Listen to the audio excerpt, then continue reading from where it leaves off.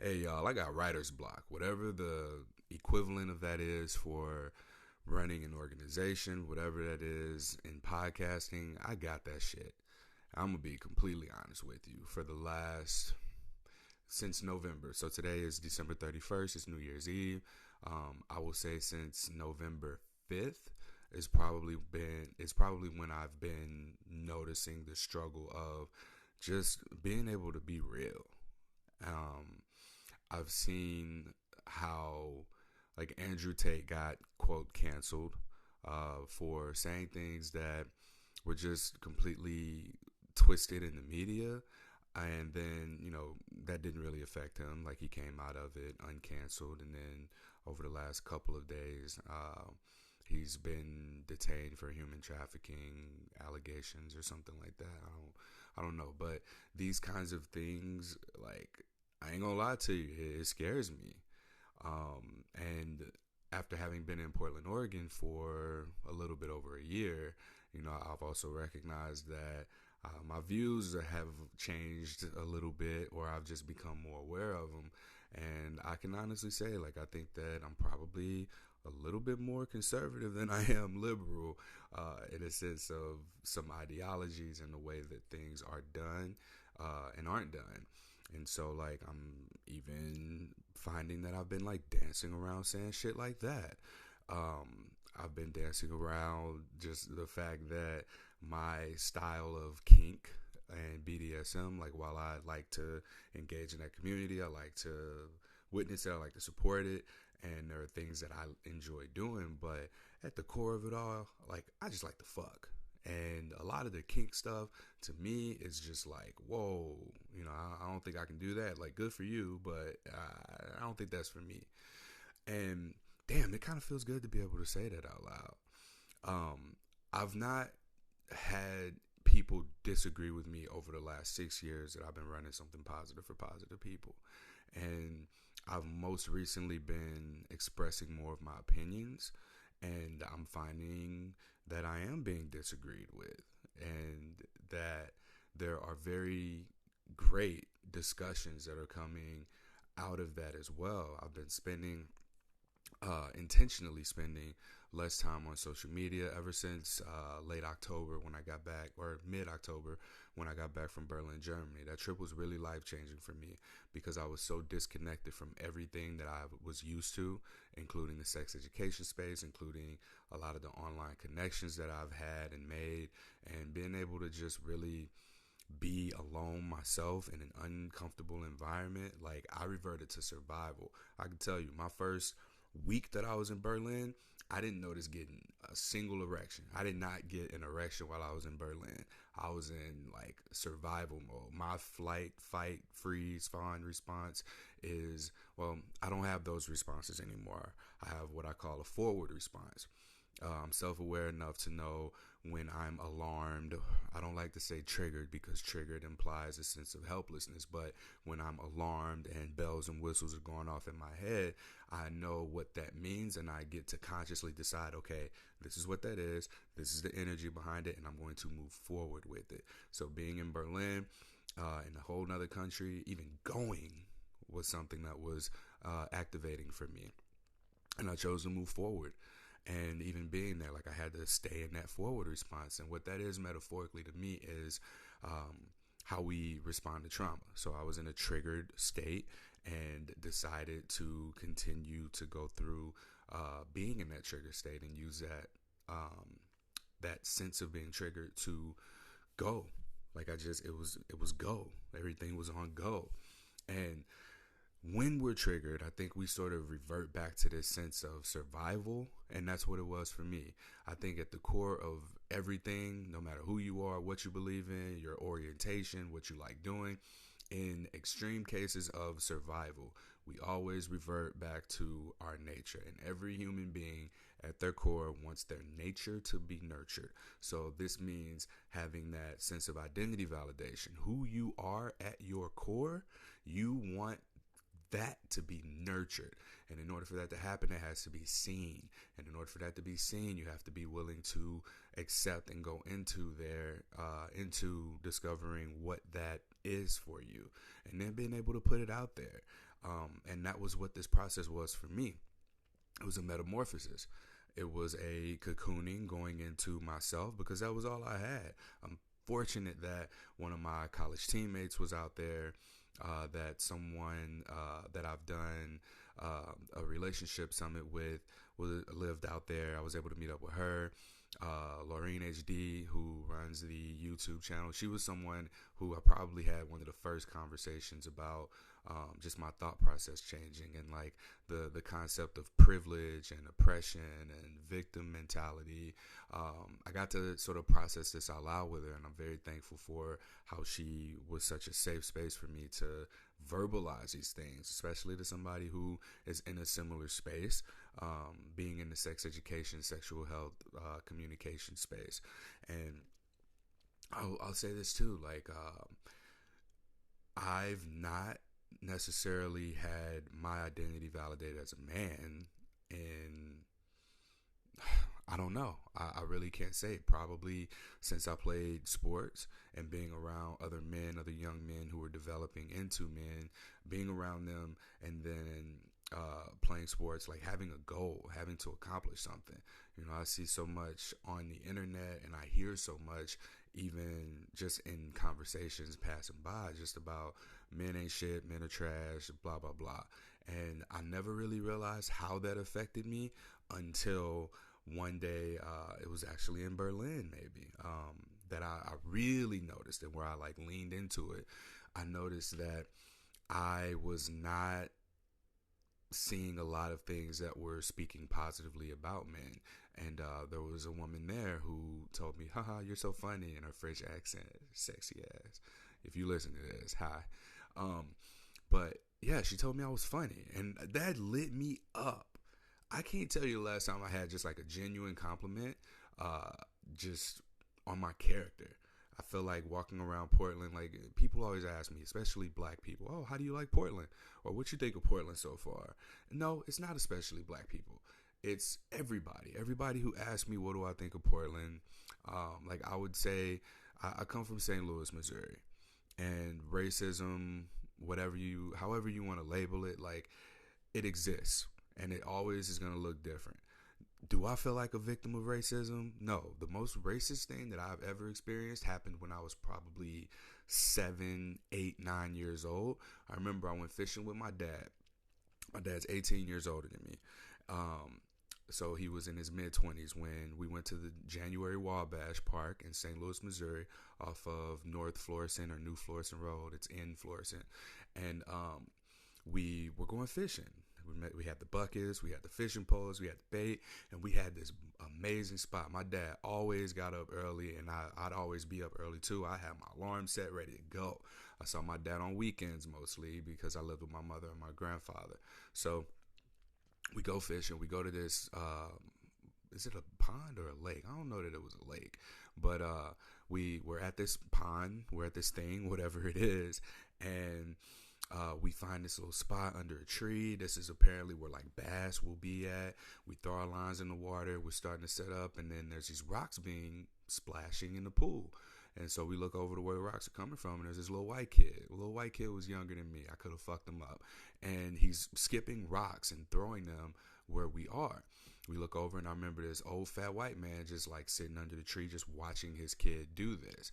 And my dad, he looks over at me. He goes, "Come on, son, let's go." And it was like a very disappointed humbug. "Come on, son, let's go." And we start packing up our shit. And I don't understand what's going on. But then this little white kid's like, "Yeah, you better get out of here, you fucking niggers." Dad doesn't say anything. And I don't think at this point I really knew the depth of what that meant. But I remember like my dad just had this like defeated look on him. I'm like, my dad could whoop the shit out of his dad. I could beat the shit out of his kid. Like, why won't we do this? And we packed up and we left. This was, again, when I was 7, 8 years old. I'm 34 now. I had this conversation with my father when I was back home in November. So mid-November, I sat down with my dad. I was like, "Hey, do you remember this situation?" I explained it to him, and he can't remember. And it makes me wonder. I'm like, damn, like how racist was stuff happening around, him in his years to where this super significant thing in my childhood that I remember is so, like, that was the most prevalent racist experience that I've ever had. You know, another one was getting pulled over and matching the description, but the cop let me off. You know, I don't think people are inherently bad, you know, and cops too. Like, I have friends that are cops, and I think that for myself, like, people who yell racism have not experienced racism. Like, they just haven't. Or they've experienced it second-handedly. And what I mean by second-handedly is probably not even accurate. I'd say tertiarily. So you might know somebody who saw something on social media, and that's what they think all experiences are. My experience as a black man living in Portland is not even, I won't even say that. I'll get back to what it's like being in Portland for myself. But on the internet, I remember I posted this, a tweet that I made. I was like, I'm unsubscribing from all men or trash content. If I see it, I'm just unfollowing you. I realized that when I was in Germany and I didn't have my social media like flooding into my face, I was very present. I took off my social media unless I was on Wi-Fi. So I was out and about for the majority of the time that I was there. And even when I was out or like in the clubs, you can't have your phone. They'll put a sticker over your camera or they'll take your phone completely. And I really enjoyed this because it allowed for me to practice being present, especially in a room with other people who are also practicing being present. So I'm skipping around a little bit, but when I found myself not exposed to the content that I was normally exposed to, I think my algorithm sort of switched. And I believe that it switched after Andrew Tate's messaging had exploded and gotten big, and I started to see more people talking about men in a positive perspective. I think it's called, it is called manosphere, red pill, whatever. And when I started seeing those things, I was like, oh, like this person cares about me, like they see me, and it felt good. And then I asked myself, I was like, all right, if this feels good, what the fuck have I been listening to all this time? Like, how do I feel outside of what I'm watching here? So when I did go back to scrolling my news feeds, I would see shit like men jokes, like penis shaming comments or size shaming, talking about how useless men are, and we don't need men for shit. I don't need no man.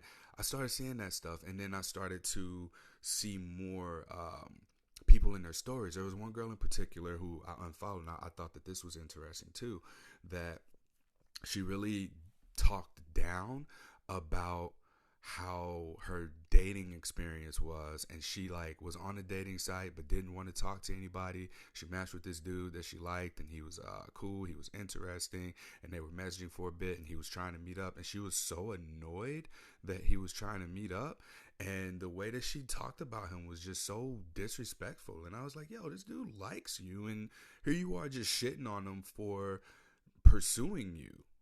Unsubscribe. So I unfollowed her.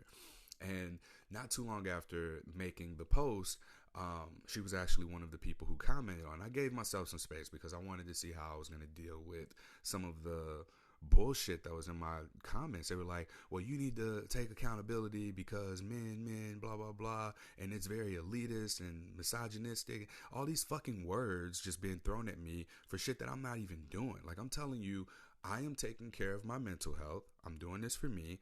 This is what I need, and I'm doing it. And it just got so shit on and disrespected. I even had someone who, she decided that she was non-binary this day because I'd been talking to her using very gendered language for I don't know how long. And this day when I was like, oh yeah, I get back to you, name, girl, because this is just how I talk. And then she goes, or they go, well, actually, I'm feeling more non-binary today. And that, I don't know why this infuriates me so much. I kind of do, but that's a side conversation. And so this person just began sending me articles and links and education because they majored in or took a genders class or some shit like that. And we're like, here's the harm behind unsubscribing from the men or trash content. And I was like, yo, we can't even have a civil conversation based on the rapport that we've built with one another. Like we've developed what I thought was a friendship. Yes, it was virtual, but like I thought that, we could genuinely talk to each other, but that was one of the things too that just made me realize how easily and how easy it is to enable yourself to be taken advantage of and used, because whenever there was a problem, whenever this person had issues with men or disclosing, or they needed some advice, I was where they would come to. And it was like more of a venting session. The things that they would want to say to the man that caused them harm were being said to me. And I recognized, oh, this is a pattern. This is a pattern of mine. So that had to go too. Like I had to, this controversy of me just sharing, this is a thing that's happening. Here's how I'm taking care of myself. And to receive like how it's not okay for you, Courtney, to take care of yourself. You actually need to just, the equivalent of the LeBron James issue that came out with the news anchor. LeBron was speaking on something and she was like, just shut up and dribble. Shut up and play basketball. I was like, I was getting, there was an attempt to gang up on me and be like, Courtney, shut up and talk about herpes. No. And so I did feel a little bit bad that this connection was just gone, but I was like, yo, that's not my responsibility. So this person asked that I delete them. So I went on ahead and deleted them, and I guess they blocked me. I don't know. I forgot their Instagram handle, but anyway, no, I didn't. I remember it now that I just said that out loud. But this bit of controversy for me, like, really made me see just how numb I was, like how numb I was to the content, like the men are trash, men ain't shit content from people, and myself included. Like I think that I fed into that shit for a while too. I might have shared something that was more shaming than I even thought it was, but it's not that the positive men's content made me feel so good that it made me recognize how the content that I was consuming on a regular basis just made me feel bad. It's that I had become so numb to it. I didn't even realize I was feeling anything at all. Like, how do you do that? How do you go from, just at what point do you do something or speak out against just the, I don't even know what to call it. I'm sure there's a word for it, but just like the way that people talk shit on the patriarchy and the way that they're like men, period, not these structures that are in place that on one hand enable for society to function as it does, but on the other hand may be crippling to some people. But I just don't like this idea of people looking at me because I'm a black man and immediately thinking I'm a victim or oppressed. Are there opportunities that are out there that I wish I could have, or that I know I could have if I was white? Yeah. But also, I don't know that I would have developed the resilience that I've had, because I'll tell you this, I'm the only black man in the space that I occupy. And I think that I've been able to be as consistent and disciplined as I have been because of my background, because of the resilience that I had to build growing up, because of that racist encounter with that kid. Like, that was probably one of the more extreme situations than any racism that people my age have experienced. Unless somebody, like, I remember my dad, I've been talking to my family a lot more about their past and their experiences throughout life. My great grandmother, she saw some shit. My great grandma almost lost her life, y'all, for whooping this white boy. Like, she gave him a whooping. She was an adult. He was a kid. She whooped this white boy for hitting it was another black kid. And the white father came out and was like, "You whooped my kid?" And she was like, "Yes, I did." And that was it. She would have been rationally fucking whipped and in these days lynched. My grandmother is she turns 90 on January 11th. And like I'm collecting this wisdom from my family, because reading and seeing all these social media posts about transgenerational trauma got me curious. Like, I got curious. I want to know, like, what patterns do I have that perhaps my elders in my family have passed down to me? How did they deal with it? Are they even aware of them? And that gives me sort of a starting point for myself to identify what it is that, like, what my work is, what it is that I need to work on, what I need to work through, what I need to heal. And speaking to her, it's really phenomenal because I was able to make a connection. And the connection that I made was that, for example, I'm doing this. I'm skipping around, and I don't like that I'm doing this. But this is probably the most motivated that I've been to record in a while. So I just want to go ahead and ride this wave while I'm on it. My father puts floors in, and he's damn good at it. He's put floors in since I was a kid. I've learned so much about hard work from him.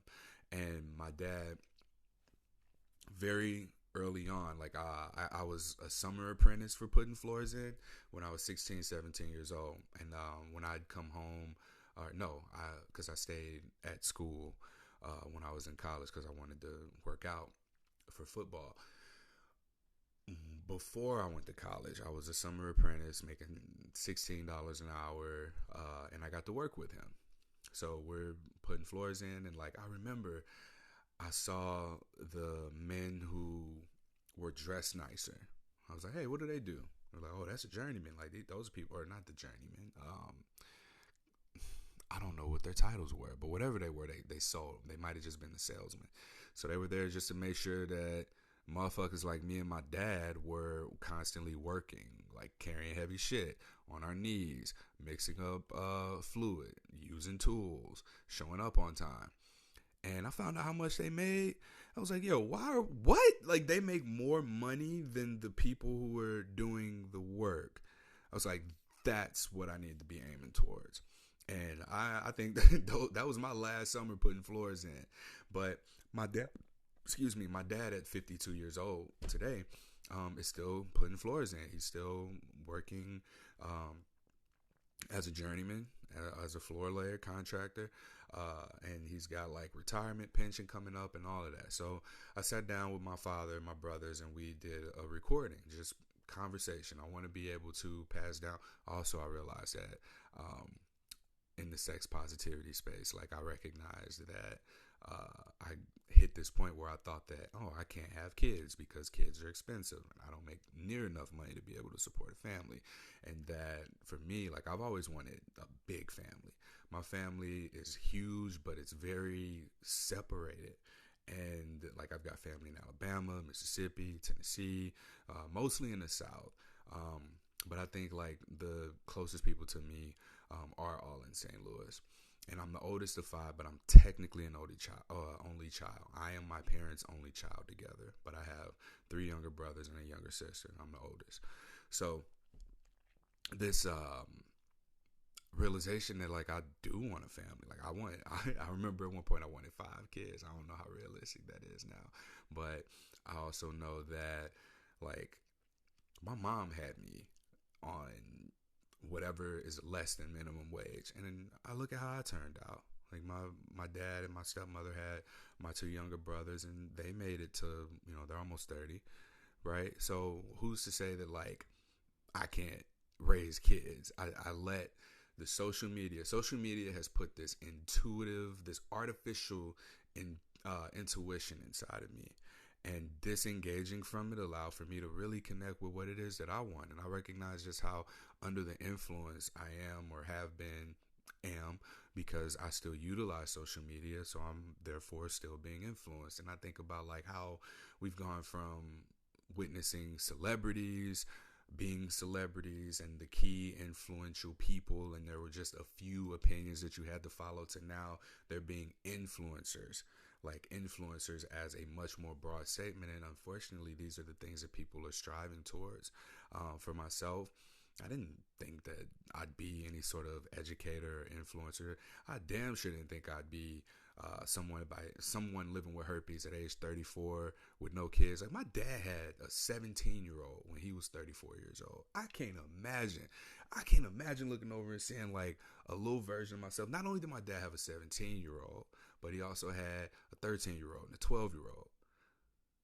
My mom had a 17-year-old. And then how old is my little sister? 8 years.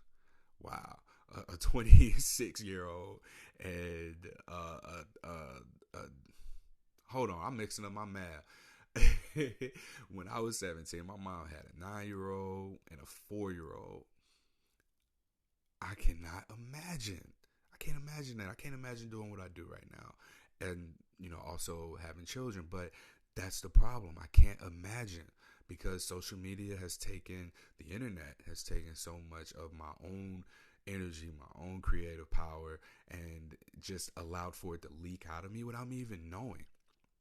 It's a space for creativity. You are either producing or you are consuming. You're consuming the creativity of others, and that's even arguable because the creativity is artificial. It's the algorithm. The algorithm is sort of like an artificial God. We praise it, we tell it what we like, what we want, and it gives us more of that. And then it, quote, inspires us to do these dumbass TikTok dances and challenges. If you can't tell, I don't like TikTok. I don't like making reels. I don't like making TikTok videos, but there is something rewarding out of it when I do it and it's executed.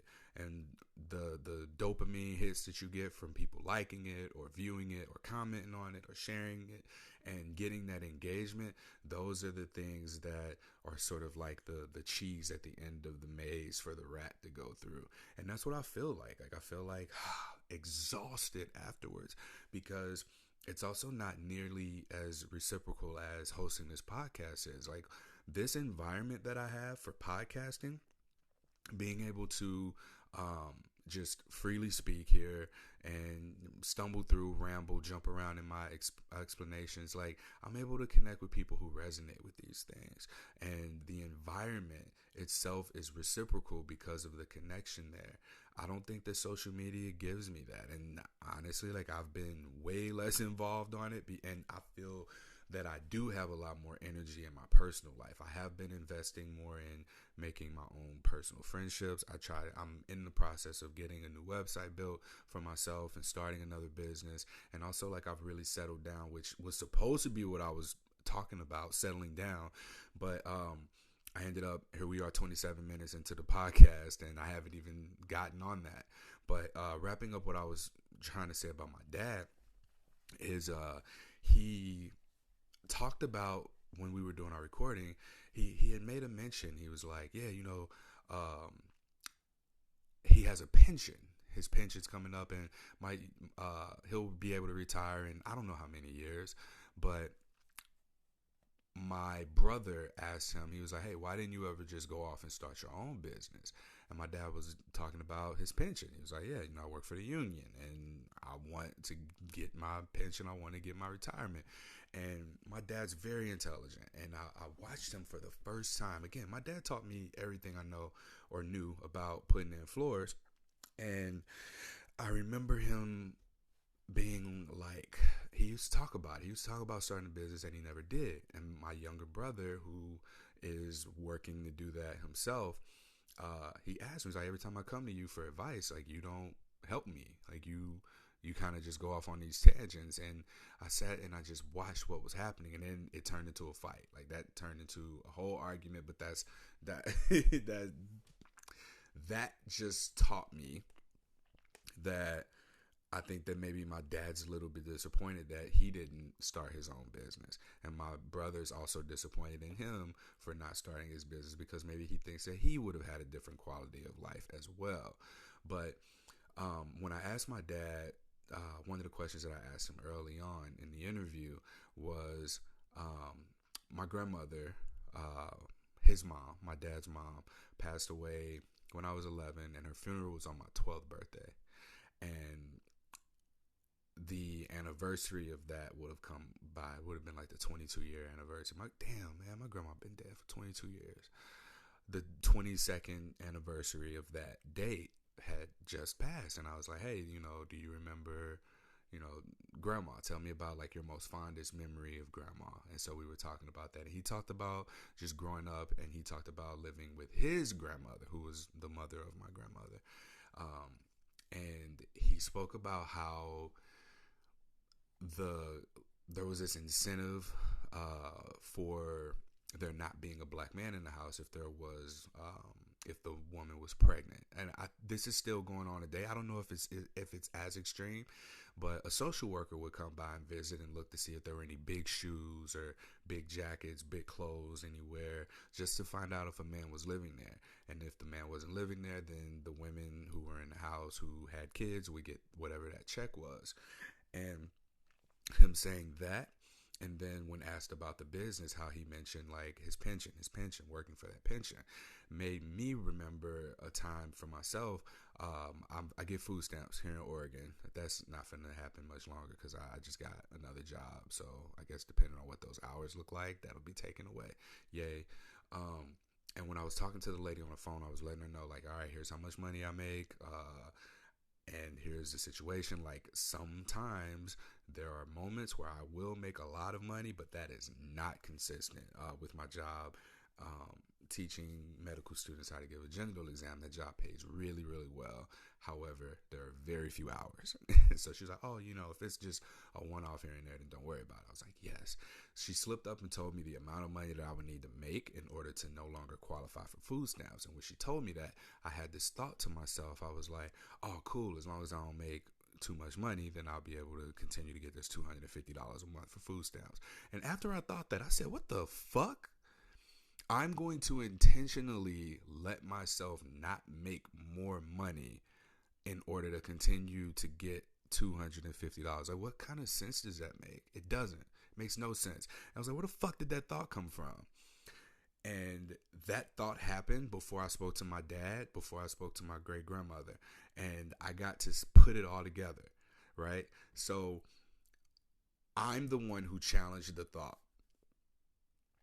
My dad was in the thought for himself because he also mentioned how much money he would be able to charge for like putting in a bathroom if he were to work for himself. He said something about like, oh yeah, these contractors, they can charge like $8,000 or $9,000, $8 or $9,000 for putting in a bathroom, and I'll charge $800 for it. I was like, nigga, you proud of that? Right? Like, wait, what? So how much is your pension to where you're missing out on 1,100% profit, or you would miss out on 1,100% profit if you were to do that, and even if he was to do that, like for himself, he'd probably have more money to himself than he would, just working as a contractor. But it was between that thought, like he chose to continue to go the safe route and work the safe route, rather than run the risk of losing his retirement or his pension. And I got to see where that started for him, and where that started at for him was when he was seeing the social worker come by. And he saw it in his aunts and the women around him, basically him growing up. He got to see that. Like, it was, rather than going to get a job or trying to do better or any kind of education, it was, I'm going to have these kids and I'm going to get more money from the government as I keep having these kids. And I was just like, wow, I was able to trace this shit back that far to actually be able to say to myself, this isn't mine. This thought process, the whole thing with the food stamps, that's not mine. The whole thing with the scarcity mindset, like, that's the core of it. The core of it is this sense of scarcity. It's this sense of if I do more, then I'm giving up my sense of safety and security. And I don't value that. I packed up, moved to Portland, Oregon. I moved here a year and 2 months ago now. And I did this for the possibility of getting a grant, a $10,000 grant for me to run my podcast. And I'm so glad that it worked out. I'm very fortunate that it worked out. And I'm thankful to everybody who made that happen. the Oregon Health Authority for giving me that $10,000, as well as the jobs that I've gotten, the people who made the connections for me in order to get these jobs so that I can support myself while pursuing my passion. And I'm super, super grateful for that. So while I'm back on Portland, I think I wrapped up the story about my dad that I wanted to tell. The racism piece. It feels very much like there's a sense of performative allyship. Like tying this back into the story that I was telling about when I said, I'm unsubscribing from men or trash content. Taking it back to that person who I fell off with and the person that I unfollowed, it was almost like, this person was trying to like tell on me. They started tagging other women who have herpes, I guess, who are in the space. Like they wanted them to come check me or something.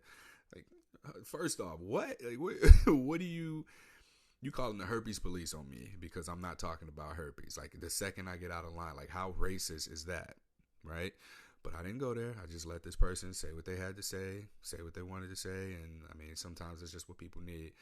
They feel a sense of powerlessness within themselves, and they got to exert that power onto somebody else. And that was sort of a thing that I was alluding to as well, because people were like, this is how we take our power back. And I was like, yo, there's a big difference between taking your power back and then having your power misplaced. Myself as an example, the consumption of social media consistently, or the consumption of internet content, that consumption has allowed for me to just leak my energy. Like I'm picturing a wiffle ball where there's holes in it, and I'm carrying the energy, and there's just these slow leaks. Now the wiffle ball holes are really big. I don't have a better analogy than that. Or like a tire. I got 4 tires on a car, right? And let's just say each tire has a slow leak. You won't notice the leak until the light comes on or until you hear that sound. Like if you have a nail in your tire, you'll hear it. It'll sound like as you drive, because it'll just make that noise. And if you're not sitting down and in tune enough to notice the nail in the tire or that there's a slow leak, you'll miss it until it's too late. Fortunately for me, I've been practicing yoga. I've been making more time for myself. I've been journaling. When I was in Germany, I didn't have any distractions, so I was able to recognize the slow leak of my energy leaking out of me. And so plugging those holes for me looks like I now only utilize social media if I'm on my laptop or if I'm connected to Wi-Fi.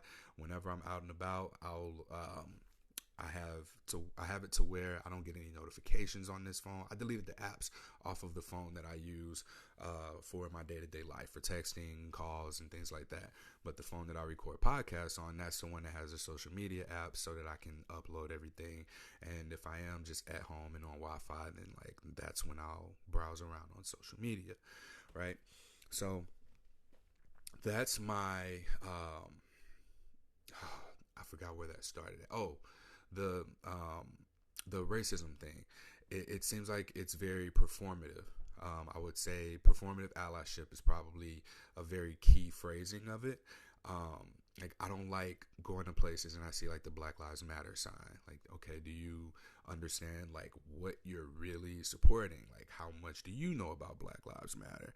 Like, do you know the cause that you're supporting? Like I think that people are just spouting out buzzwords and things that are trendy for the sake of maybe finding community, but ultimately what I see is that's a sign that says, hey, black people, come spend your money here.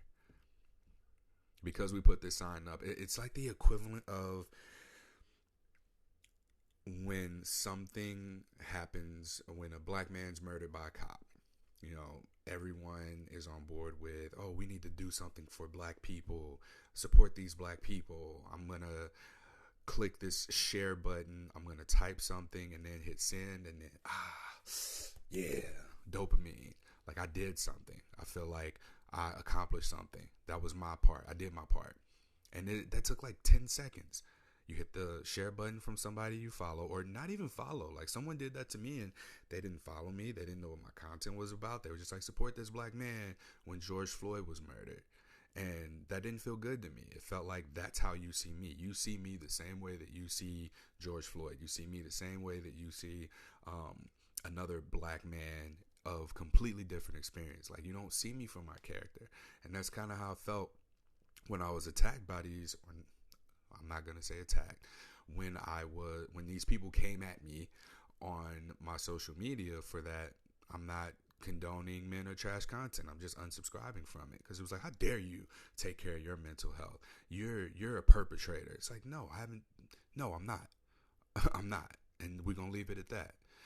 So as far as the performative allyship, performative activism goes, like the anti-racist stuff, like, it feels to me as if people have seen an opportunity to profit off of something, and that's what they're doing. Like, now I think about these authors of anti-racist stuff and like the guilt and the shame. Like, I work in people like not being ashamed of themselves, and so for me to see the shaming applied in different areas, like, I see that shit everywhere now, and it's terrible because you can't unsee it. Once you see shit and you acknowledge it and recognize what it is, you can't unsee it. And I see it applied to so many different things. I see it applied to like the gender politics. I see it applied to LGBT issues. I see it applied to black issues. I see it applied now to like the feminism and men versus women issues. And like, what, it's not even men versus women. I think it's more black men, black women division than it is anything else. Whole nother conversation. But coming into recognizing what this shit is, man, and seeing things so objectively, like, I recognize that I'm catching myself like trying to, I can't believe it's already been 41 minutes. Like, this needed to come out apparently, because I still haven't even gotten to the point that I wanted to make for the whole podcast episode. But it feels so good to be able to just say this shit. And I gotta say it, like, it does. It really feels good for me to just have this space created for me where, one, I feel safe enough to say whatever it is that I'm saying. And, you know, if I gotta experience cancellation or if people decide they don't fuck with me anymore, all right, cool.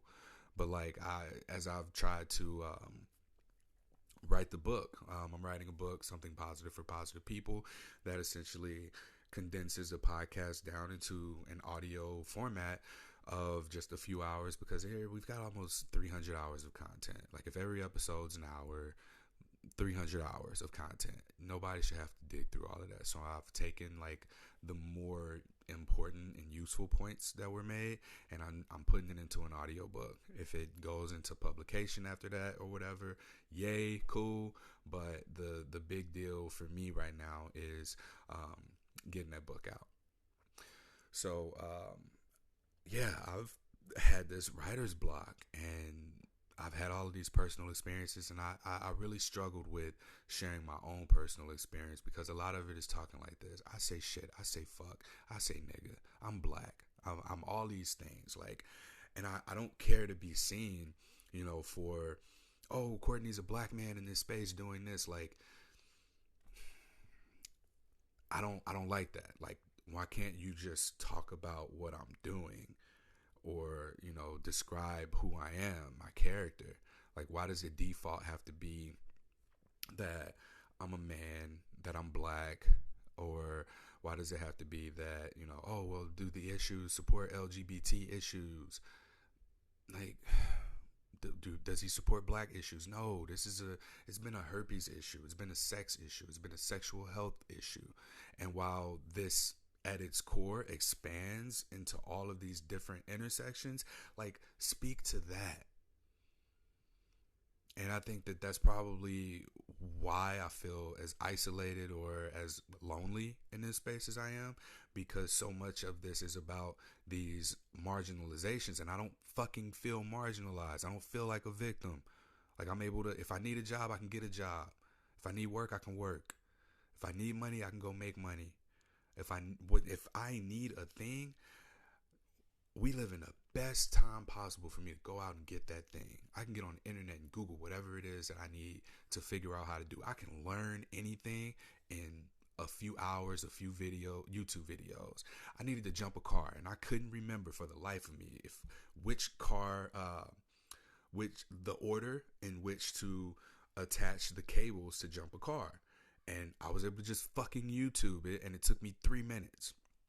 And I was able to do that. Like, we can learn and do anything.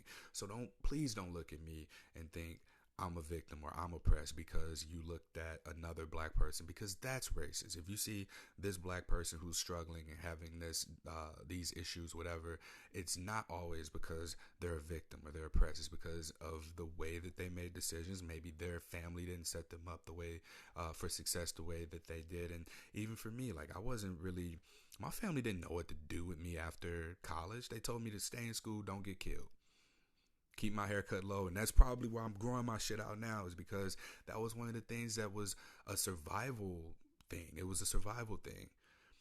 My family didn't want me to have long hair. My shit used to be cut. I used to hate looking like I was bald. My dad's bald. I like my hair. And that was a thing so like, if I was oppressed in any way, like, my parents oppressed me from having long hair. I'm being an asshole when I say that, but like, this needed to come out, I guess. Like, all of this needed to come out.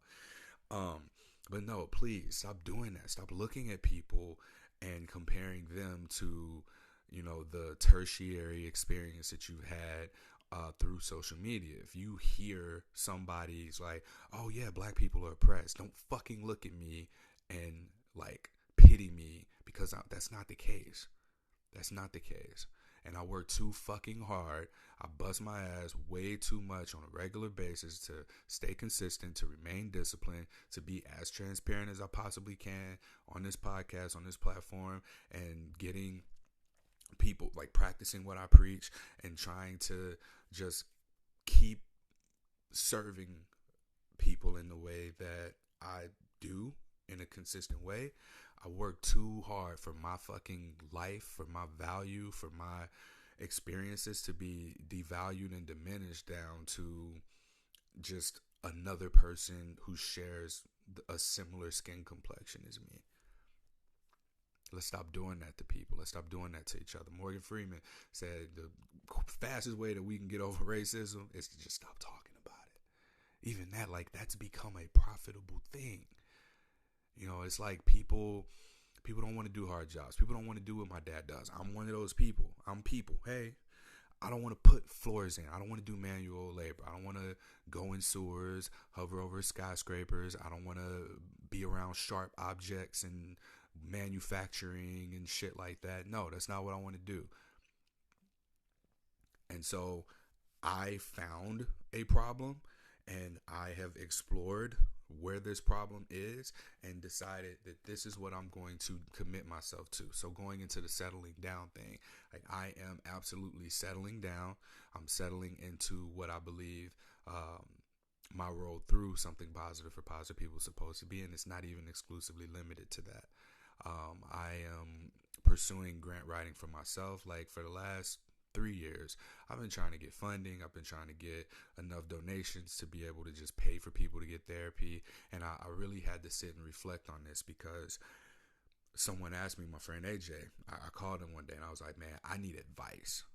And I very rarely do that shit. Like, I feel that everything works itself out. Like, I find myself in a position, there's an opportunity, I take the opportunity, and then it works out. I am fucking exhausted from waiting. I don't like waiting. I gotta wait on the right time, wait on the right opportunity.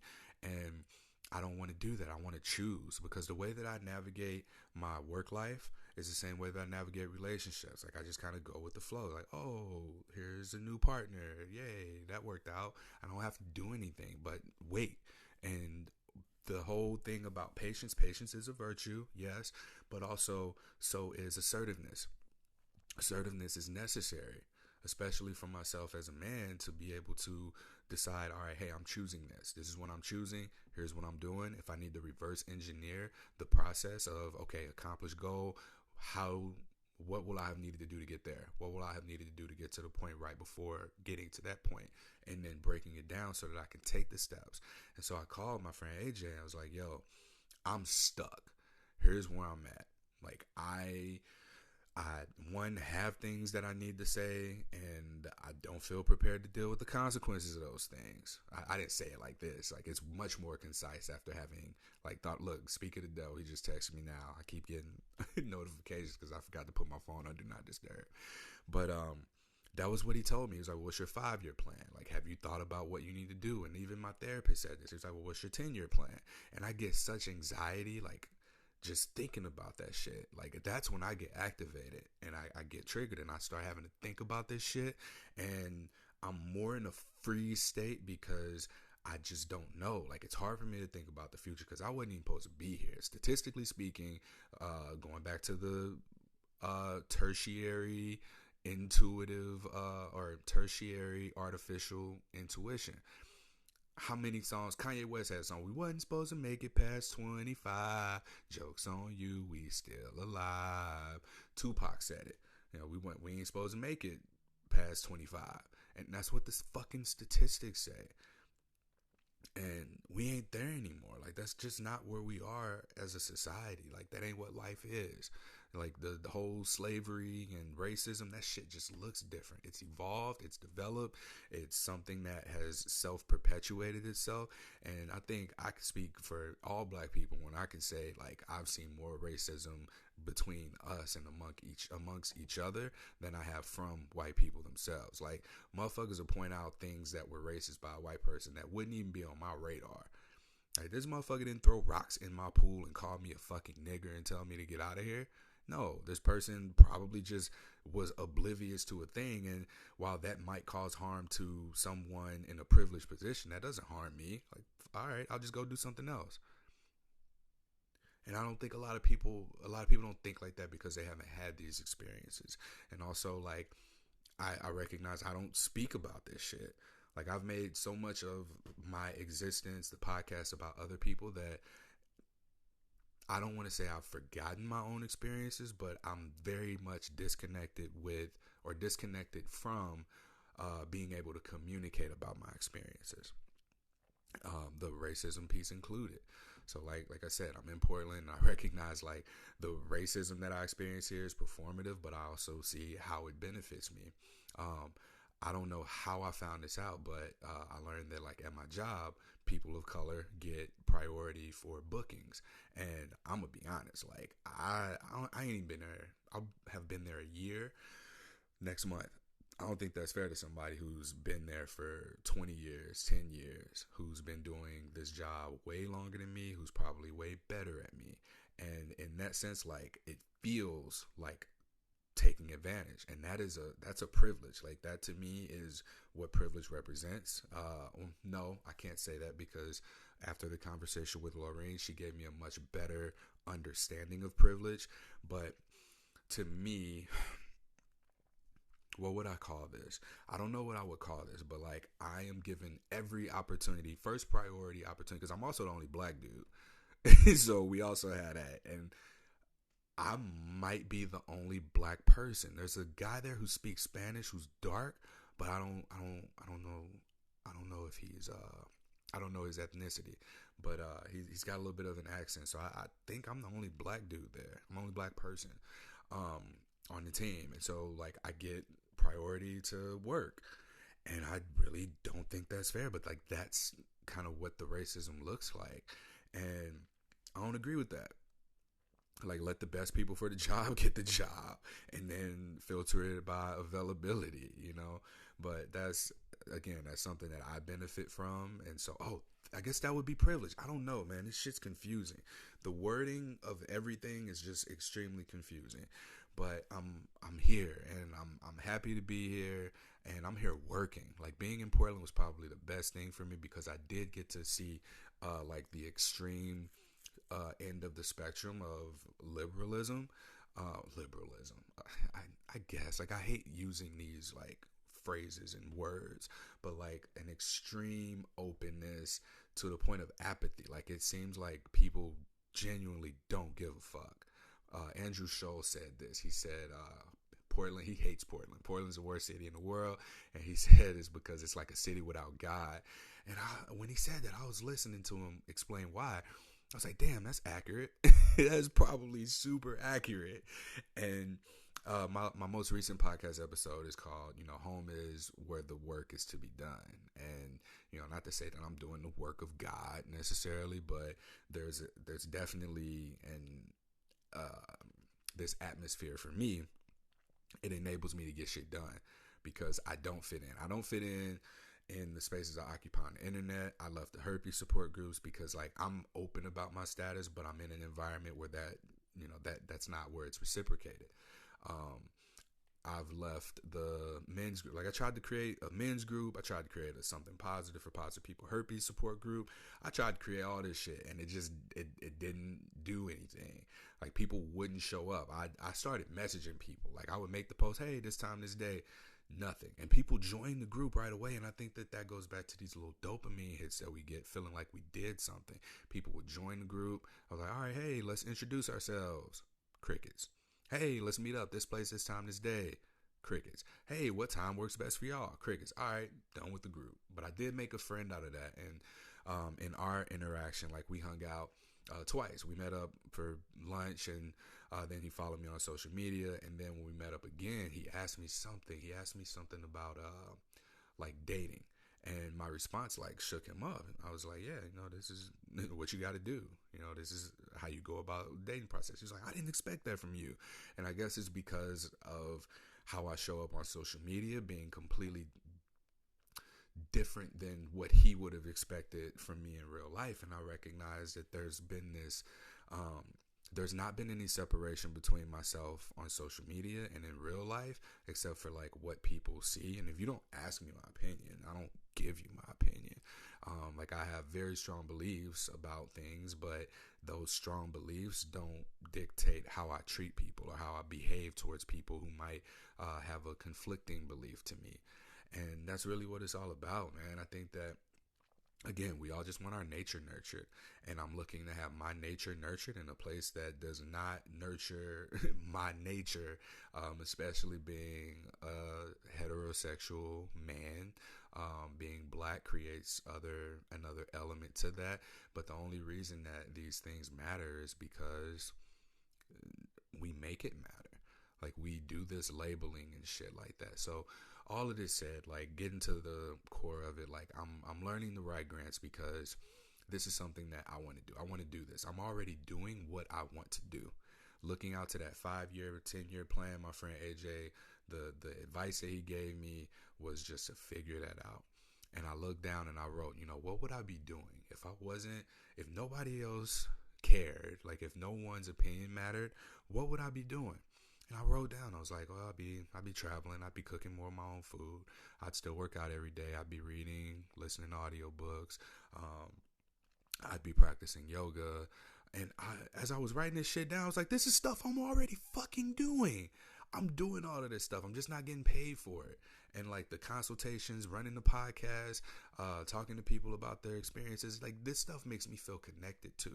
And I realized like ain't nobody coming to save me. Carl told me this a while ago. Carl Givens, owner Given 100. He said, ain't nobody gonna give you nothing. And, even with the nonprofit, it was arguable because like, well, people give money all the time, but there's an agenda behind it, of course. Like it has to be connected to, it has to be a win for them more so than it probably would be for me, which means compromising my values to some extent, I'm sure. But nobody understands something positive for positive people like me. So I'm going through the process. I have a consultation booked with Dr. Beverly Browning.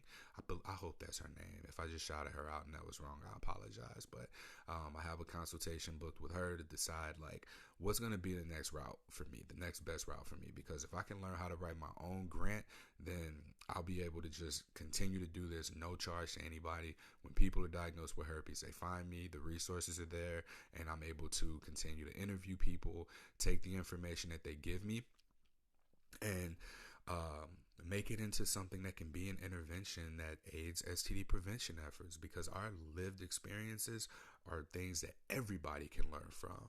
I just need the time, the resources, and the money to be able to make that happen. So I'm going through the process of figuring out what's next for me to just write my own grants. And then I'll be able to just make this, like y'all reach out to me, Y'all ain't got to worry about paying anything. Y'all ain't got to worry about donating. Y'all ain't got to worry about liking, subscribing to the podcast, none of that shit, because it's going to be paid for because I went on ahead and I put the work in to look for the money that's out there and then make myself, available to get it. It don't really mean much. Like if I were to net $5,000 a month, I have a damn good quality of life. I have a good quality of life right now, but I wouldn't have to do as many things that are pulling myself in so many different directions. So all that said, I thank you for listening and bearing with me through my ramble.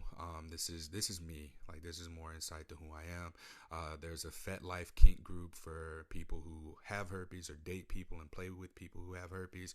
If you want that, hit me up. Link will be in the show notes. And until next time, I told y'all I'm done saying stay sex positive because my mindset has shifted significantly. So we'll figure that out.